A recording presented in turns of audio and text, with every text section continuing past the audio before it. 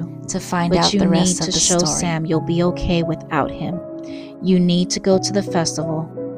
So I'm not leaving here until you do. I look into her eyes and she's serious. Of course she is. This is about Sam.